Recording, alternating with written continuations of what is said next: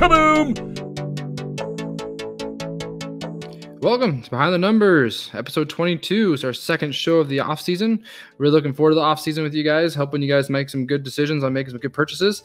We're having some funny, fancy football experts, some breakers, some retail guys on that can really shine some light in the hobby in terms of where we can make some good decisions. This week had Shani on the show, and we talked about Panini Limited. We talked about Optic, how it's faring so far compared to Prism and Mosaic out of the gate. We also talked about the Wentz trade, a couple other NFL news that's kind of come out over the last couple weeks. We went over the QB landscape across the entire league, looking at which teams have a great QB situation, which teams don't, and also kind of reviewed prices of each quarterback across the league, kind of give us some perspective, some good values that you guys take advantage of. But overall, it was a great conversation with Shani, and I think you're really going to enjoy it. It's time for the show.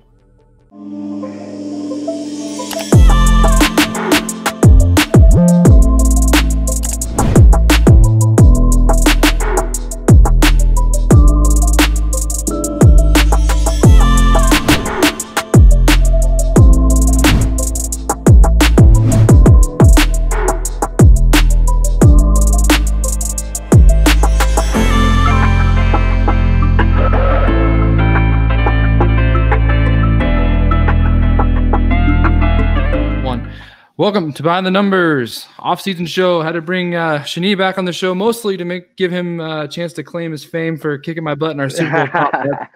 So I had to bring him on and just let him know that I do have a Steelers auto coming your way. Nice. So we didn't make an actual bet, but the gentleman's agreement, I will send something your way. I think I actually got a David DeCastro auto a few months back, and it's had your name on it anyway, so I'm just going to claim that as your prize for now. That's awesome. I love DeCastro. He's one of my favorites to begin with. So you already sent me a package. I would have told you already checked that box, man. I appreciate it. No, I got that nice little package. That was awesome. Yeah, for sure, man. It's a fun part of the hobby is kind of send stuff you don't think people will like. I sent another buddy of mine. He's a big Clemson fan. I sent him a Hunter Renfrow auto, and he was pumped. Just those kind of things. That's the fun part about the hobby. But yeah, just kind of get into our off-season shows before we kind of dig into it. Just, I'm Tyson with the Bench Clear Media. Don't forget to follow me on Twitter at @numbers_behind. Trying to get that football chat going on there a little bit more. It's still growing there every day, but the interaction stuff's fun. That's why you have the Discords, the Twitter, and all that kind of thing to have a good time with that. But overall, how are things going for you, Shani? I was just saying while we were backstage, it's Groundhog's Day, man. Things haven't changed much. I feel like I'm living the same day over and over again. Yep. We're all living that. I can't complain. Thank God I still have a job, and they've been paying me to stay virtual at home the whole time, and the kids are doing relatively okay at school. Although I say better than that. My 15-year-old just made high honor roll heading into high school, so he's proud of himself, and we're happy. And look, there are a lot of people that have it much worse, and my prayers go out to them. But things are good here. Yeah.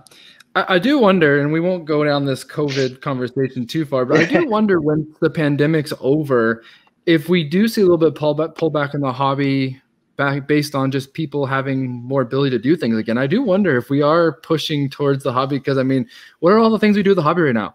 We watch breaks online. We buy cards online. We shop for cards online. We open boxes that get sent to us. Like, everything you do with the hobby can be done from the seat in your chair.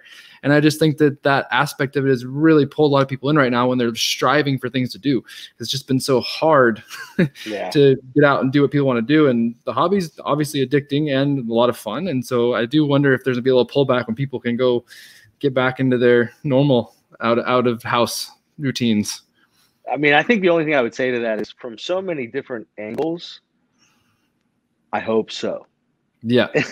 In so many ways, like I hope, for my sake, selfishly, that a lot of people will pull away from the hobby, and we'll see pricing on the secondary market, pricing on the primary market, all kind of level set and go back to some semblance of normalcy. But also just for the sake of society, that people will go back to some of the things that were and should be a little bit more important to spend some time on.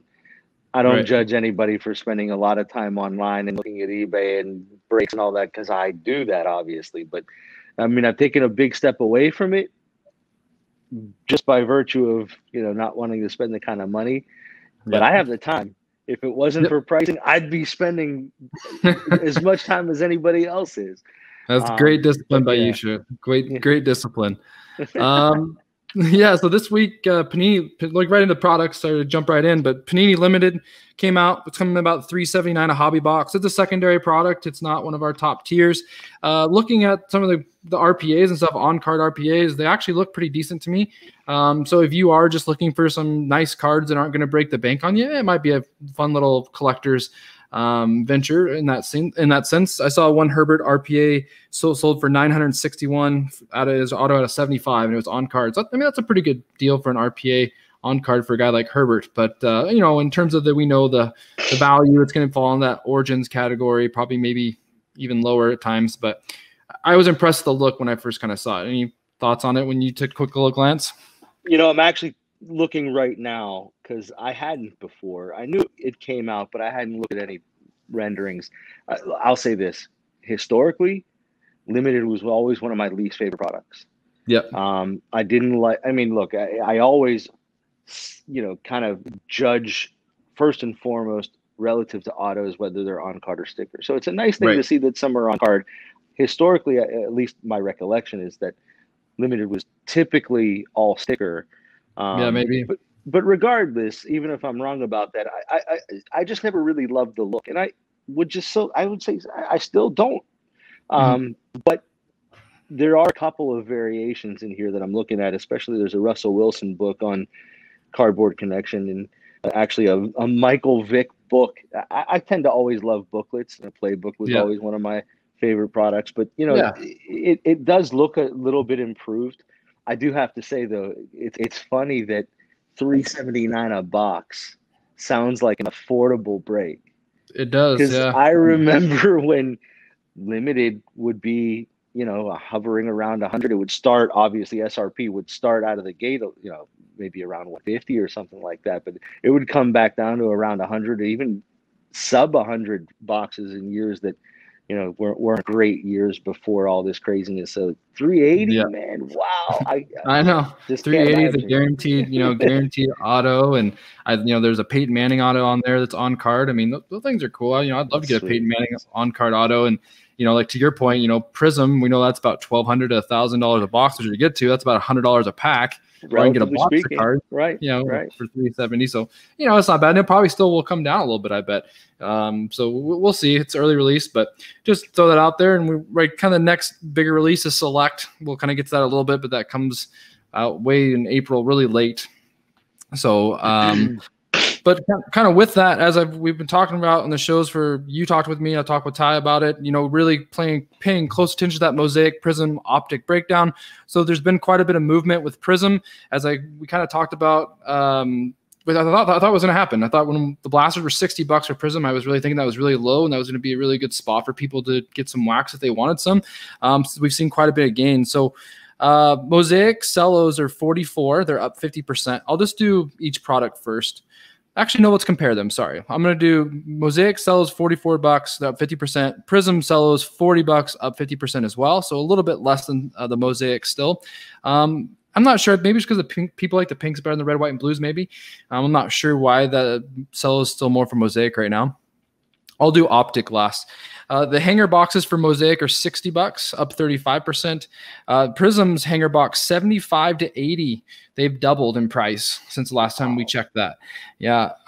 Blaster boxes for Mosaic $74. They're up 24%.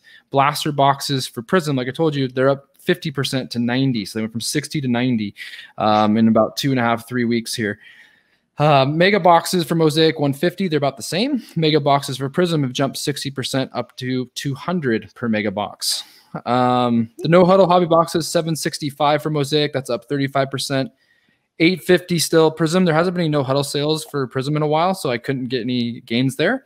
But for the hobby boxes on Prism, they're up 35% to $1350. So you can just see a steadily grow on all the wax for Prism basically across the board. And Mosaic's kind of staying there with it. I mean, the hobby still has that kind of that jump, but the retail is battling it pretty close across the board, except for the mega boxes. They're about a $50 gap. Any thoughts on that before we try to talk where optics landed while it's hot? Hey, look, I hate to be the guy that keep beating a dead horse. I just can't believe these numbers. I can't it's either. So shocking. I'm partially kicking myself for opening anything that I bought and I opened everything. I didn't sell a single item of any retail product that I bought. Yeah. Yeah, I'm kind of kicking, but to be honest, I still love breaking wax. So, Oh man, I probably I wouldn't thought change. I was lucky enough to find like a half a rack left of basketball Prism up here before things were just ridiculous in buying product. And I opened all those, and they're going for like $200 a cello pack, and I'm just like, oh man. The chances of getting even close to 200 out of given one is next to Oh my nothing. goodness. Yeah. But the good old days. Yeah. Well, optics still, I wouldn't say it's on the shelves, but optics is out right now for retail. It's definitely been gobbled up pretty quick. I would say that in general, optic has not been snap filling and breaks. I think the timing for optic really hurts it, and we can kind of get to that. But the cello packs, it's not really a cello pack for optic because they do have the green velocities in there, but they're not guaranteed per pack. So it's not like the pink and the red, white, and blue. So their value packs aren't going to go for the other ones. So they're at 28 right now. Blaster boxes 85 to 90 for them. So they're hot right now. They're right at Prism's prices, but that's because they're in high demand, being new. We'll see where those settle. That's where I'm really paying attention to the blasters for optic. Are they going to be below Mosaic, between Prism and Mosaic? Where's that going to slide? The mega boxes for optic are 180 to 190. I'll link a lot of that just because it's new. And their hobby boxes are 900 to 1,000 right now. So they're above Mosaic right now. So, it's new. A lot of the prices for optic are pretty hot. So it'd be really interesting to see where those things settle. But, what are your thoughts about optic out of the gate? Have you seen many of the optic cars? I mean, it's basic optic feel. I don't think there's anything special. White borders, chrome finish. But any thoughts on optic? Yeah, I mean, my personal thoughts are that I'm paying attention on eBay and waiting for it to come down to a price that I can live with. And when I say that, I'm speaking more to buying singles that I collect, and that's obviously Steelers. Right. Claypool may not come into an orbit that is acceptable for me, and that's just the reality, and I'll just have to be happy with what I already got. I mentioned last time we talked that I thought that the timing of optic being so late in the year was odd relative to years past where it was an early season entry. And I agree. I think that's probably hurting it in more ways than one. I think it's both keeping the early prices high, although this market is so weird, it's hard to judge. But I think it's also interesting. We're talking about limited, but there's also beyond limited a lot more products to go, even though the season is over. And it's a very weird thing, right? There's a lot of higher end products to go for this season that in short order, optic could really, and not just optic, but a lot of the products that are coming out from optics drop to limited to plates and patches. And there's another handful, I want to say 2 or 3 different releases that are going to get kind of muddled, and listen, long before this wave of hobby excitement started, we've often said there are too many releases and any given release doesn't have the time it needs to really marinate and breathe. And that hasn't changed. And, whether it's optic or limited or whatever release, there's always a release or several that don't get that time to breathe and really become what they could because there's just so much packed in the calendar. And and I would actually argue that's even potentially a worse problem, not necessarily because there are more releases, but because now there's the stagger is so much later, right? It's so weird to be post Super Bowl and talking about how many releases for the 2020 season still have yet to come. And I'm typically. With select, like looking to come in April here. In April, we're talking about the NFL draft. We're talking about that next group already. We can't wait for Prism draft picks, the college jerseys at that point, So it's going to be really interesting to see. And a lot of that's COVID, but I do agree with you. The one thing it is weird is I think those little short gaps of when they have a release on a Tuesday for a secondary product, but the big product comes out Friday. It's just like you just kill it. Like what's the point of doing that little hiccup, But that always gets me. Just some singles of optic that are early to kind of come out. Just for note, Justin Herbert optic rookie bronze 500. That's not numbered. That's just a parallel.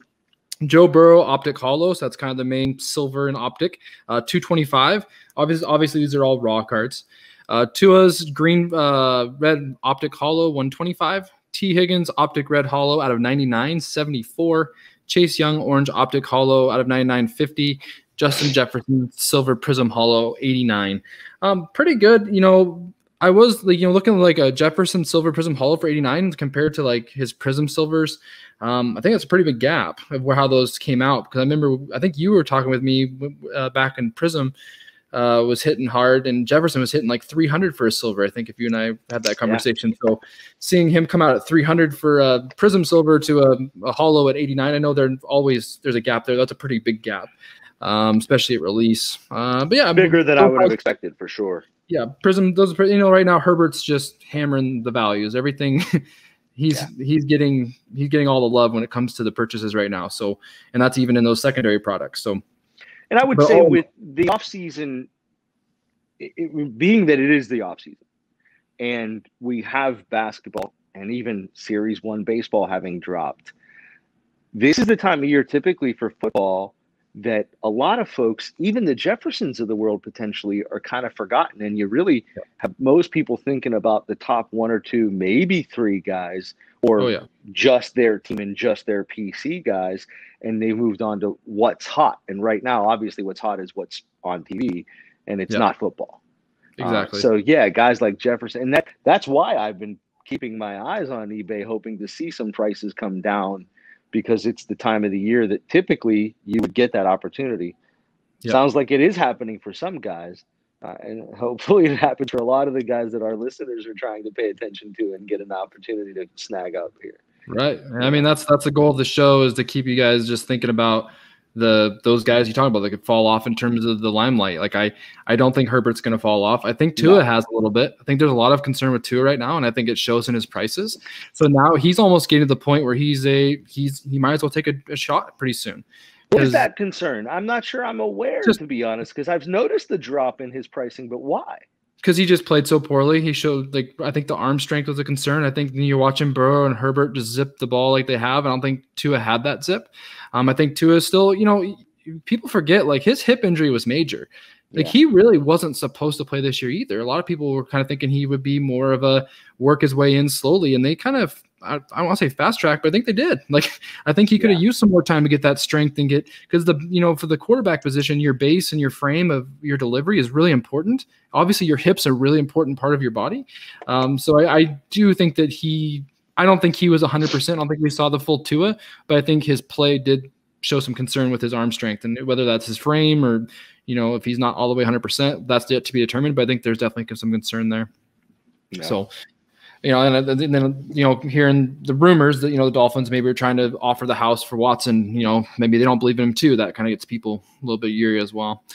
But yeah, so moving off the products, we'll keep updating, Optic every 2 weeks, kind of give you guys some pricing on that. And like I said, we'll hopefully get closer and closer and have a really clear picture of those 3 main rookie products as we head in 2021. So we kind of know what to expect, where to buy, where to sell when it comes to those rookie cards. The 5 takeaways for the week. I mean, the big one is, Wentz got traded. He got traded to the Colts. I said in my notes here is the best possible destination for him. The Colts are a team that have a lot of talent. They have an offensive line, which Wentz hasn't had for a while, and they have the offensive coordinator, which he was the most successful with as their head coach. So I just think that in terms of a home run for Wentz, I'm sure he's the happiest guy about it. Will this guarantee him to get back to his old form? That's yet to be determined, and I put on my notes as well. I would not be dumping your Jacob Easons because we still are not 100% sure if Wentz is good.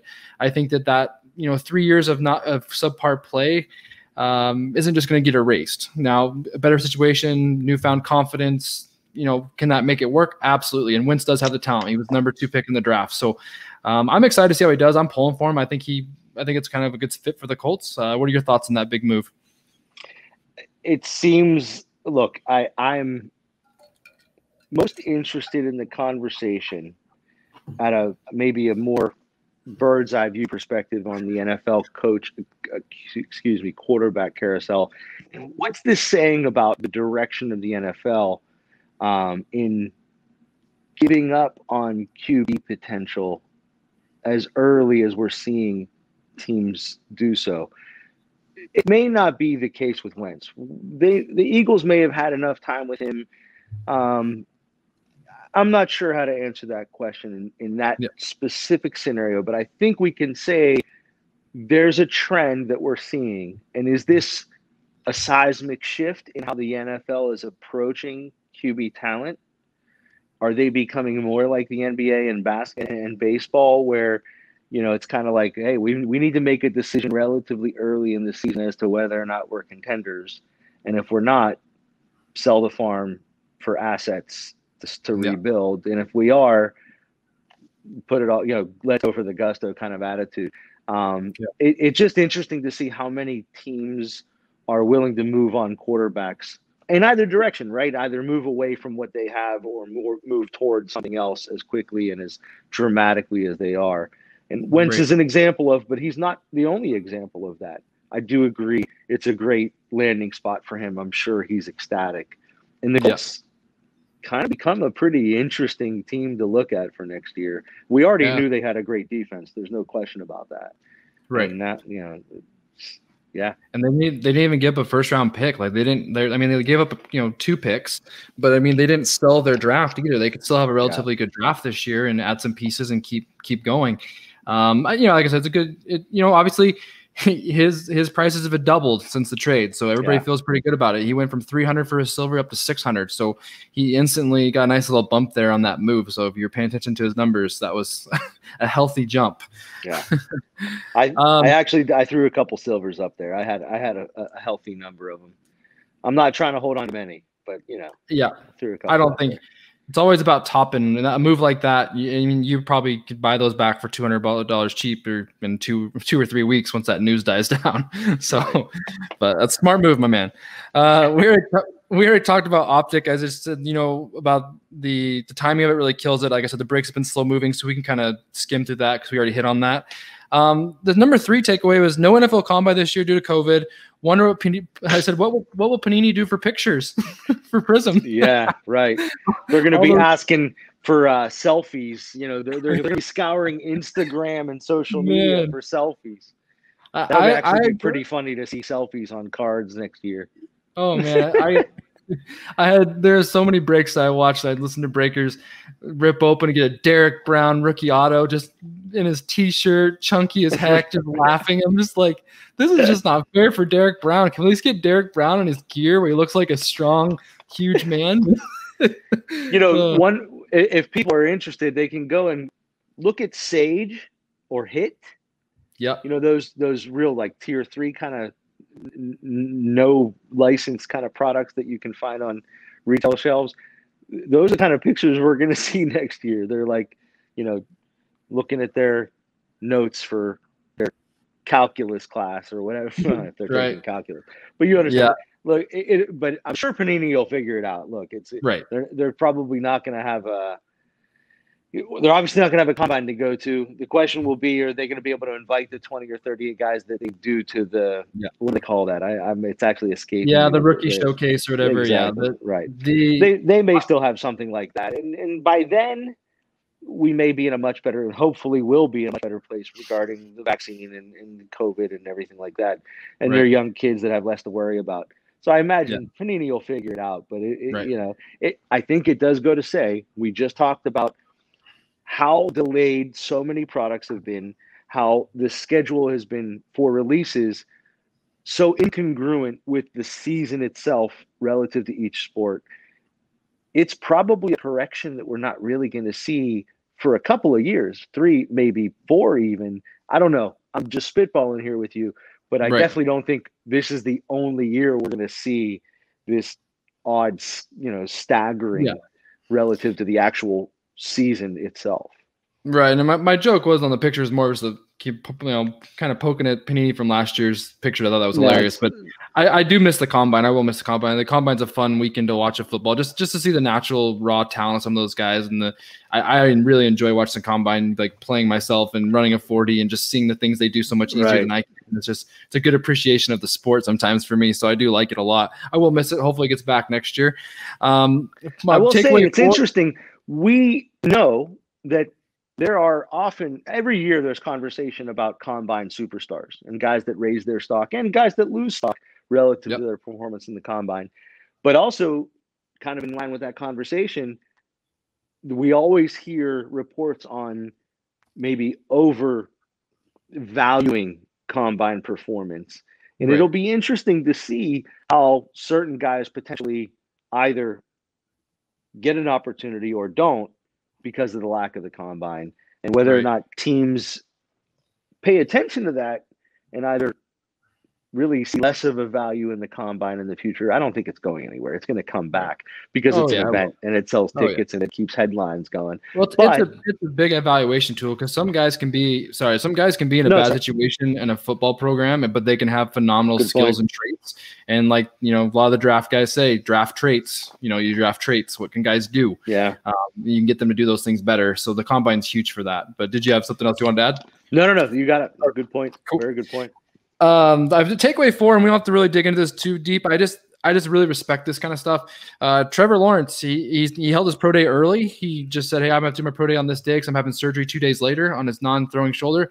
I just don't know very many guys in a pandemic that are already locked in the #1 overall draft pick with basically nothing to gain would do that. And I really think that speaks volume to his character and to his love for the game and the process. And I really think that guys that get the process and like appreciate it, even though they have it made, you could say, I really value that. I think that's good for his leadership skill. I think that kind of stuff's going to get him the locker room really quickly. Not that he was going to have trouble getting it, but what do you think about that? Did you hear? I completely agree. Yeah. It's just, I don't need to repeat what you said. I completely agree. I think he gets an opportunity to walk in and not necessarily get the flack from vets for being the golden boy, right. But yeah, no special treatment. He did it before he had surgery on his non-throwing shoulder, so his shoulder was still injured, and he still they say it looked great. So he's making some impressive throws. I mean, it's going to be a pretty expensive Jaguars break next year, that's for sure.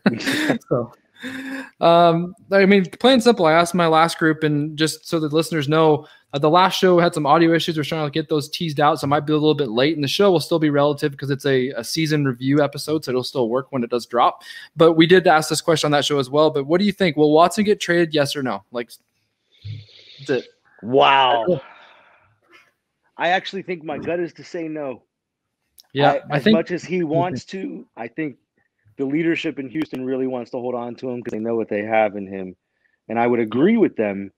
However, we've seen crazier things. I don't think he's a Le'Veon Bell type that's going to hold out and not play. I think he has the kind of character and drive to play that we're going to see him on the field. But yeah, I think he'll end up being a Texan this year. Yeah. I think a team like the Dolphins come in and offer the house, that obviously can be swayed if the offer is big enough. But I think it's going to be a big price ticket, and it should be. Yeah, I think initially I was 70% no. I don't think he's gonna get traded. And then when they let Watt just go, Watt walked. Now I'm kind of like 50-50 because I'm just kind of like, man, he's one of the biggest faces of that franchise, and and he does so much for the community. It's just like, what are the Texans wanting to do with that franchise if you're letting a guy like Watt just walk? I think that's a very interesting move by them, kind of saying that they're just going to change things the way they want, which I don't know. We'll see. I know he had a big price tag and he's getting older, but still, that's an interesting choice as well. And that's what I would have added. He's in a much different place in his career, obviously. Yeah. Being much closer to the end of his career than Watson is to the beginning. Right. And I add this. My fingers are crossed that Watt is just hoping to join his brothers in Pittsburgh. I know, that'd be a monster. Homie. I'm just going to share my screen with you as we move into kind of talk about the QB landscape. So we're going to talk about an AFC and NFC with you guys. I will give you my just straight truth. I need to work on my delivery other than Excel. I'm not as special like Ty with effects as you know, Shani, but I'm getting there. Me either, dude. You and I both. So right here. Ty's a superstar when it comes to this stuff. Man. Oh man, he is. He's amazing with that for sure. So right here we got the AFC. So let's just start with the AFC North here with your group there. So I kind of put green and yellow. Green means I think they have a quarterback that they feel good about. I think there's some that were on the fence about. Red means they're searching, and then yellow means it's indifferent. They got some issues. Awesome. Yeah. So, and I put their prices for their PSA 10 rookie here, and then I noted if it wasn't Prism. So, for the AFC North, they got Joe Burrow, $650 for his PSA 10. Baker Mayfield 260, Lamar 855, and Big Ben was $1,200 for his Topps Chrome PSA 10. So obviously I put the Steelers red because obviously we're wondering what's Ben's future. Obviously, even if Ben comes back, it's a need that they need to address for the long term. I think you could argue the Browns might be yellow, but I thought Baker played well enough to earn that. I thought Burrow showed enough. We have to see how he comes back from injury. And, there is questions with Lamar, but I would think that most Ravens fans feel good about Lamar long term. Yeah. So how do you feel about this AFC North group of quarterbacks? Yeah, I mean, I think it's interesting. The AFC North is probably the division that's the most set. And you got 3 out of the 4 teams with pretty much, not just a solid quarterback, but one that's probably in place for years to come in 3 of those 4 situations. I'm in Pittsburgh, and I have no clue what's going to happen with the Steelers. Yeah, it could go in a lot of different directions. That what we've never seen in the past is leadership speaking in less than certain terms about Ben's position and role. Colbert leaving some room for movement and having his words be vague at best, if you will. Really don't know where that's going to go. Right. I'm not even sure where I want it to go. I would say the vast majority of people that I talk to, folks here, want to see Ben ride off into the sunset and see the Steelers start the rebuilding process now. Right. Well, let's jump to the AFC East, because I do want to point out again, it's still the same. I still can't believe in my mind that Josh Allen is still cheaper than Lamar. I just really think that Josh Allen has more longevity to his game in terms of his passing ability. But he, I put, obviously the Bills are green with him. He's at a good price point. Tua, I put yellow. I put Tua yellow because I said there's concerns. You can see his price is a concerning price. He's at $285, and there's a couple PSA 10 prisms of him out. So he's not he's shockingly low to me. So there's definitely some concern across the hobby. Darnold is kind of in a buy situation. He's 162 for his PSA 10. He might get a second win with the new regime. He might, develop in that quarterback he was drafted to be. I think that's a long shot, but he's cheap. It's a low risk. He is kind of a guy I'm watching in terms of, if I can pick up some cheap ones, I probably will, just to see how who they draft and where the Jets go. And the Patriots, they got nobody. They have a lot of ties to, Belichick in Alabama. So a lot of people are trying to, pencil in Mac Jones there. Seems like he's a really intelligent, well-respected, quarterback amongst the scouts. So, I mean, that's obviously a big conjecture, but any thoughts on the AFC East? I think it's really interesting that Darnold is yellow and still 162. And even though relatively speaking, it sounds cheap, but this is a guy that could end up on the outside looking in if the Jets decide to go for one of these QBs. Right. Yeah, I mean, definitely. It's really interesting. I think if that's the case, we're going to see him end up somewhere in this quarterback carousel with an opportunity to start. But, the fact that it's that questionable, yet we're still looking at close to $200, does it speak to his talent, or does it speak to, how long it takes sometimes for the hobby to realize that a guy isn't talented? I don't know. Yeah, I think it's such a big combination of terrible situation. He hasn't played well. I think he was a little bit overhyped. He came in pretty young, came pretty raw. He even had issues come out of USC. He wasn't a home run prospect, but a lot of traits. But I think there's going to be a window, and people are going to have to gamble. To what you said, that draft day is very big for the Jets. If the Jets pass on quarterback, Darnold's instantly going to gain value, and you're going to have a window to sell if you want to sell him. But if you hold after the draft and they draft one, you're in trouble. So you're going to have to kind of really have your ear to the ground and kind of figure out which way the Jets are going. Everything right now seems like they're going to be addressing other needs. I think especially because after Lawrence, I think there's a really unsettling difference of opinions of the next 4 guys: Mac Jones, Zach Wilson, Justin Fields, and Trey Lance. So since there's not a clear-cut guy that makes teams nervous as well, so maybe I'll get their one tackle or get Devonta Smith, the best receiver we've seen come out in a long time in terms of production. So yeah, it's very interesting in terms of that Jet situation with Darnold. So the AFC South, we'll jump up there. So we got Wentz of the Colts. I put him at yellow. I put up here 640, doubled since the trade. Tannehill, 177. I think he's yellow. He's just a a good sound quarterback. He's probably pretty cheap for what he has done. But at the same time, he's older, and I think that the Titans will need to find some younger quarterback to come up soon.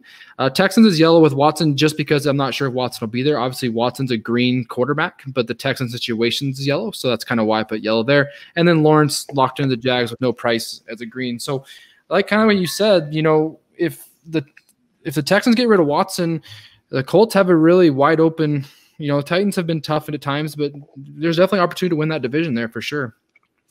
Yeah, I mean, it's funny. I feel like this is one of those – this is the division that can easily go in either direction pretty quickly. I think Wentz probably deserves to be a darker yellow or a lighter green because he's clearly the starter for the year. Right. And ultimately what I'm saying is the AFC South could be entirely green in just in a short period of time from – talking to you right now, and it could really be solidified. I think the one that I would kind of keep, solid yellow is Tannehill, because I feel like the Titans do have a window. They have some talent, obviously, right? But maybe he doesn't deserve it, but I feel like most folks out there still see Tannehill as a low tier 2, even tier 3 quarterback. Right. If they had the opportunity to snatch up somebody with more talent, they likely would. And so he probably stays yellow.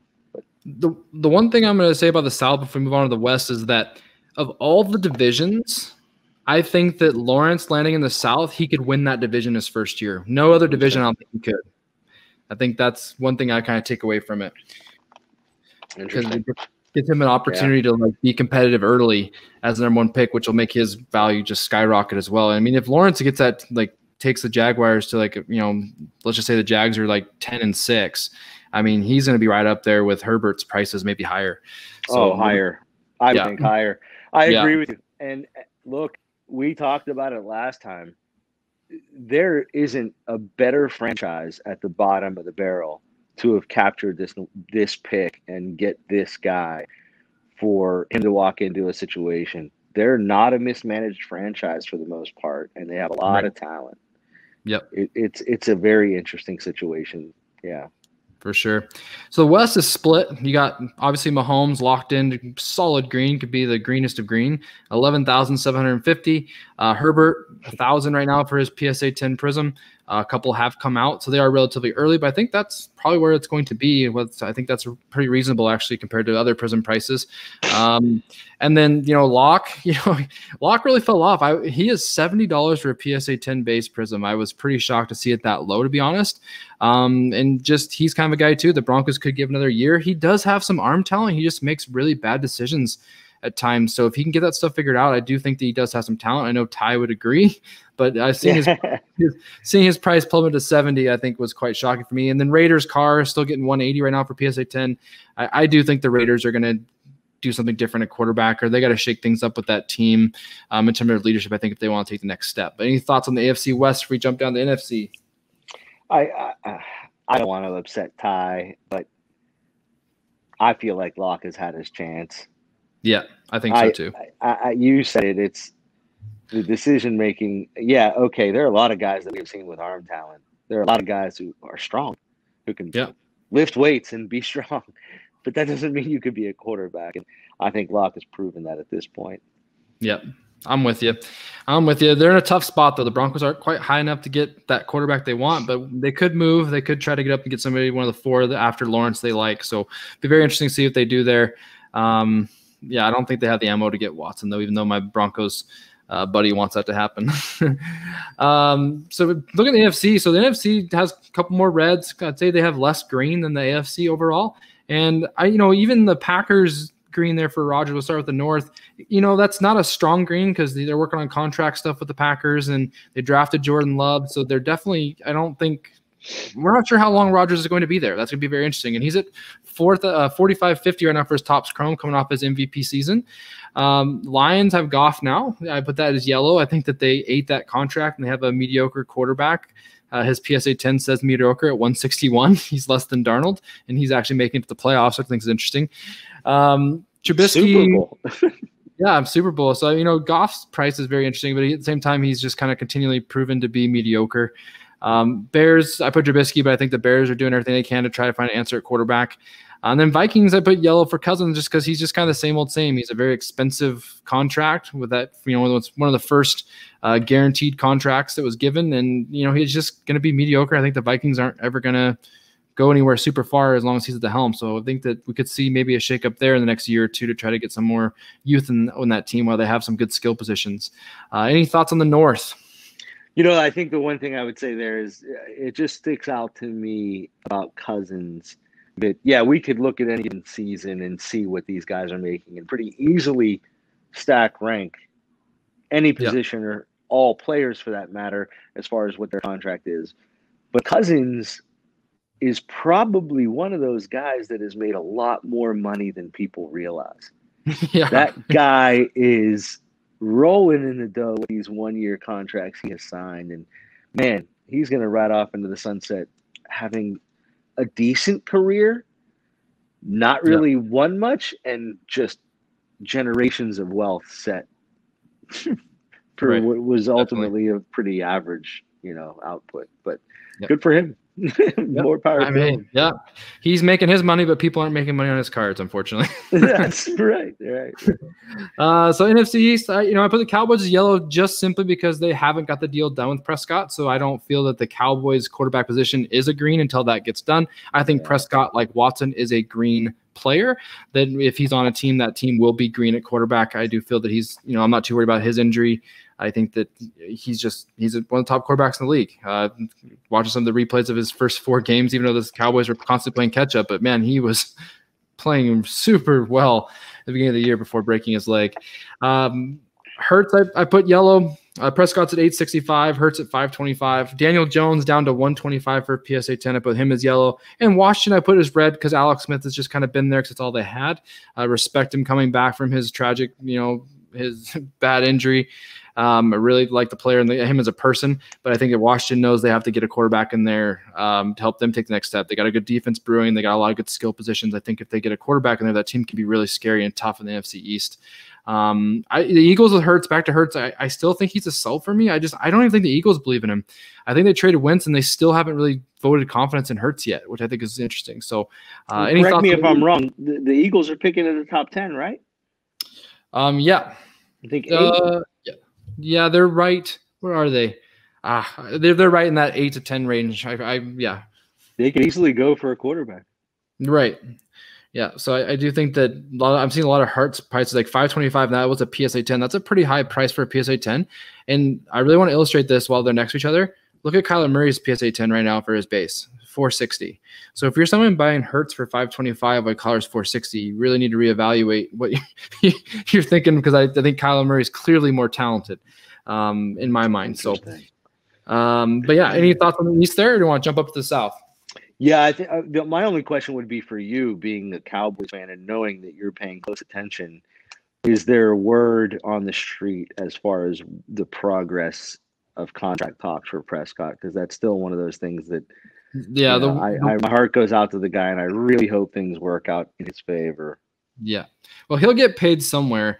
The word on the street is that they're not close still. And I think that unfortunately the injury might have made things worse, because I think that they were getting closer to a healthy Prescott. And now the Cowboys are trying to play the, you're kind of injured card. Probably it's a business thing. And I don't really want to be a part of those conversations, because I have a tough time taking the emotion out of it. Yeah, sure. But the word on the street from what I've been hearing is that they're not close. So I hope that it does get done, though. I think I'd like to see him be a Cowboy long term. Come up to the South here. It's all yellow and red, mostly because of age. You have Ryan and Breeze, both at the end of their careers. That's why they're yellow. We're not sure on Breeze yet. I kind of thought he retired, but it sounds like he might come back, because I heard him taking a pay cut. So I'm not sure what direction they're going to go. But if he's the guy, then he's the guy next year. Matt Ryan, he's just, I think he's winding down, it's safe to say. So it'll be interesting to see what Atlanta does with that. A lot of people have Atlanta taking quarterback in the draft up there at 4. Justin Fields is from Georgia, so that's been a common mock I've seen. And then Brady's just yellow based on age. Obviously, he's the best of all time.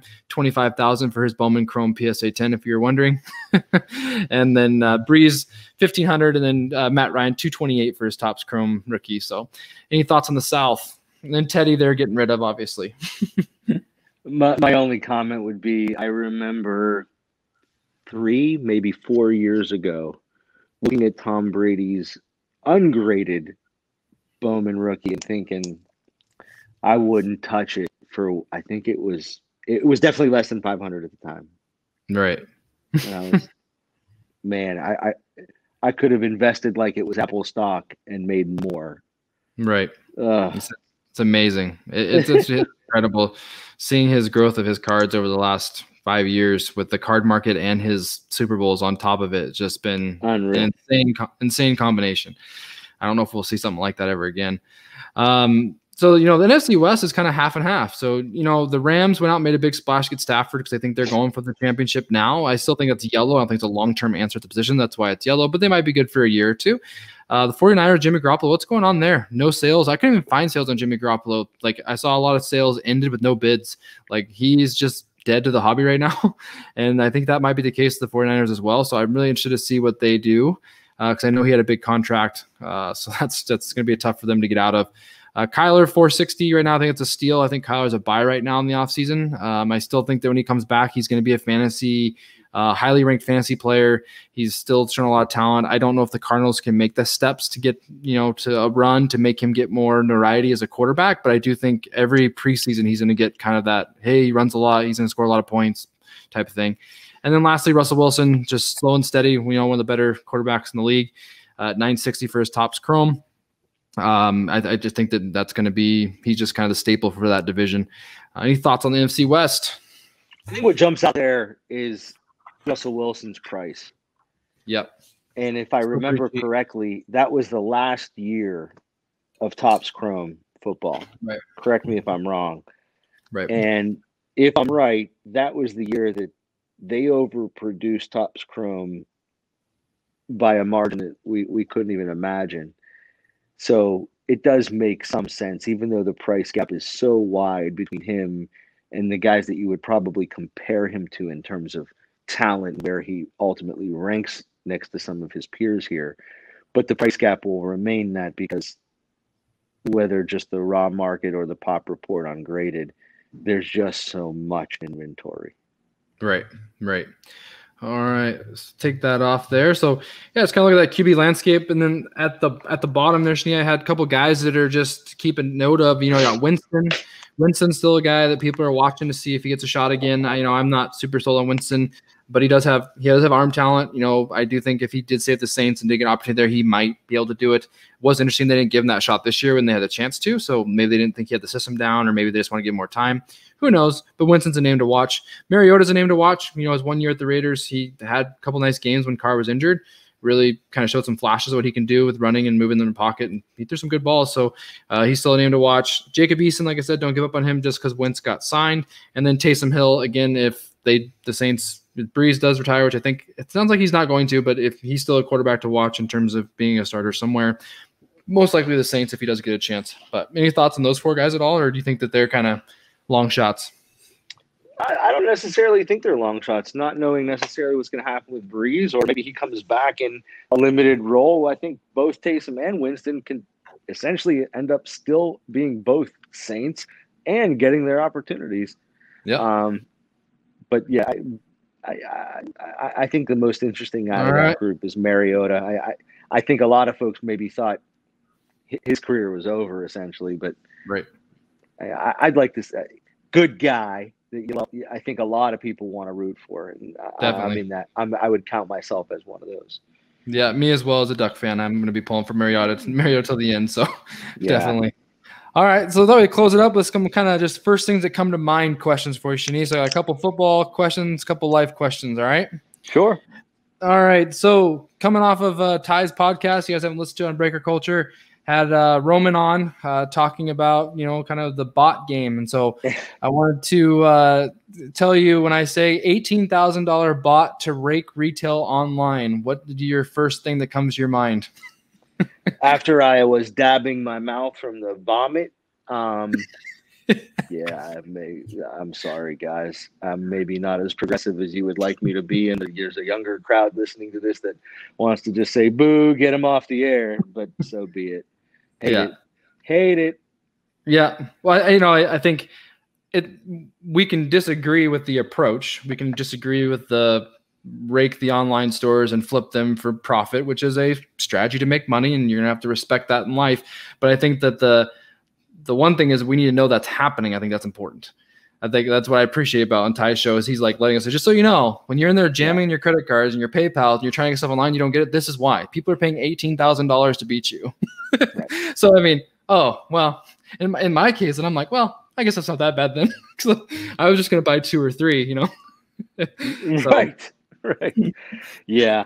It ultimately doesn't change my strategy because I was never the guy that was buying retail online. Yeah. I'm not necessarily clamoring like I used to get to as many stores each week. I hope to get lucky on the 1 or 2 trips I make every other week at this point, but still hate it. Yeah. Well, I mean, and the one thing I noticed up here is that there is people camping for optic. There is people that have been camping for hoops and all that stuff up here, but people are leaving baseball. So I'm like, cool. Baseball is one of my strengths. I'll just keep hitting my series there 1. You go. I'm getting a bajillion base. I'm gonna have to give away to kids, but whatever. Yeah, right. That's also a fun part of the hobby. Yeah, definitely. 2, I said select football is, and you fill in the blank. Select football is. Wow. Going to be too expensive for me. Yeah. I'm sorry, standing on 1 foot, I can't be much more clear than that. Wish I could. Historically overvalued early and then drops off and then picks up value later, right, as in years later. And I think Select is one of those that my impression is it's often underprinted relative to the other Prism or optic technology type of cards. So for the shiny stuff, it's a good grab if you can get your hands on it.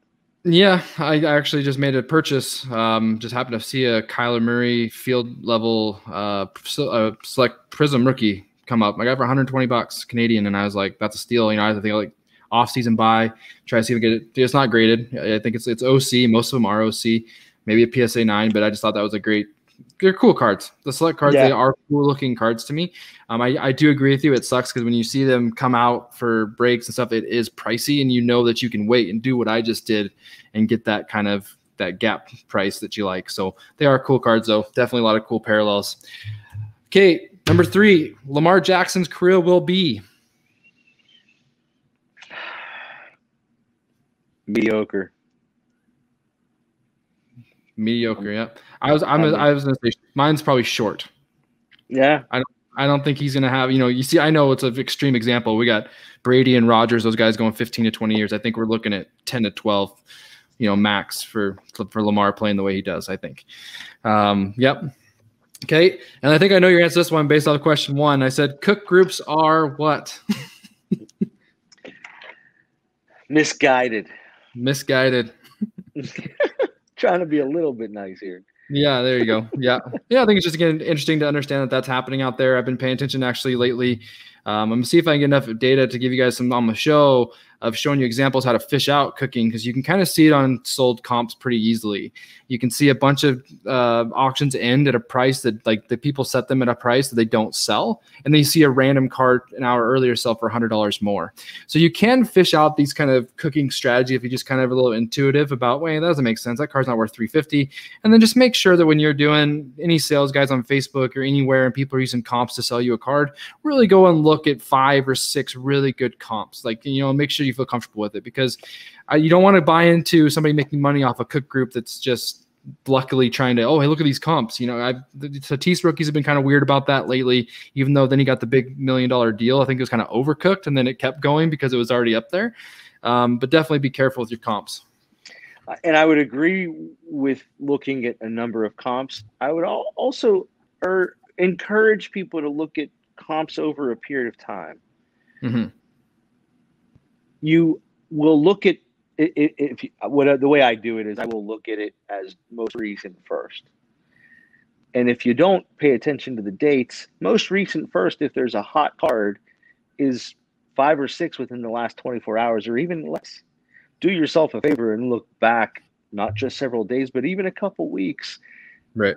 If you really want to do your due diligence, go back a full month, if not more. Give yourself as much a depth and breadth of information as you can to make a good decision. And that's and not set your price though, and set your price. Yeah, like if you absolutely. want a Tatis rookie, but you don't think it's worth $330, where it's relatively hit on a couple comps. I know this is a football show. Don't pay $330. Then wait. Like it's that's what you got to do. Or use the old stock market rules. You sell what other people are buying, and you buy what other people are selling. There you go. It's quick and easy. All right, a couple of quick little. I may have said that incorrectly, but I think the point was made. The point was made. I got the point. Yeah. All right, pizza or tacos? Pizza for sure. Oh, I'm tacos for sure. My wife makes awesome West Coast. You're a West Coast guy. That's right. Cookies or ice cream? Ice cream all the way. Cinnamon. Yeah, ice cream all the way as well. And then I would say, what is one positive thing for the pandemic that helped Shani, that you did over the pandemic, that like whether it's a habit change or anything like that? I'll tell you mine, and then maybe you can build off that. Over the pandemic, especially when I was teaching from home and doing this at home, I made breakfast sandwiches like every day, and I perfected breakfast sandwich making. Nice. So that's one thing that I hang my hat on. I'll stick with the hobby, and I already spoke to it last time you had me on. It's really allowed me, relative to the hobby, to really define what I'm looking to accomplish far better and be more disciplined in sticking to those goals far better than I ever have in the past. I've often been the one to preach, look at the products that are the hottest or the products that you like the most, and really focus on those. There are way too many releases across all 4 sports for you to keep up with it all. Yep. Yet I was the guy behind saying that, grabbing every product I possibly could, in large part because of price. That's been forced on me, but I've accepted that. I've embraced it, and I've said, I'm going to cut out the fat and really focus and be disciplined. And that has felt really good. And nice. I just, my hope will be, and my motivation will be to stick to that even as things change and potentially go back to, some semblance of normalcy where prices maybe level off at some point down the road in the future. Who knows? But I'm proud of that. I enjoy the feeling that gives me. And, the great thing would be to apply that to different parts of my life now. All right. That's great. I mean, obviously discipline, a lot of things you do is helpful. I mean, I feel like the thing that's lacked off for me is the discipline of just like constantly feeling bad about my situation and not working out as much, or, eating more, all that kind of stuff. Easy, slippery slope. I just tell my students, I'm working on my dad bod, I'm eating.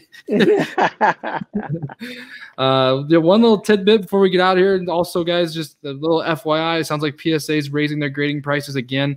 So if you do have some subs that are close, get those logged in before March 1st. It sounds like they're going to have an announcement around early March. So if you want to lock into the prices they have now, get going on that quickly. Because it sounds like, to me, I'm hearing some pretty bad rumors of how substantial of a jump it's going to be. And I think they're trying to slow things down because they're behind.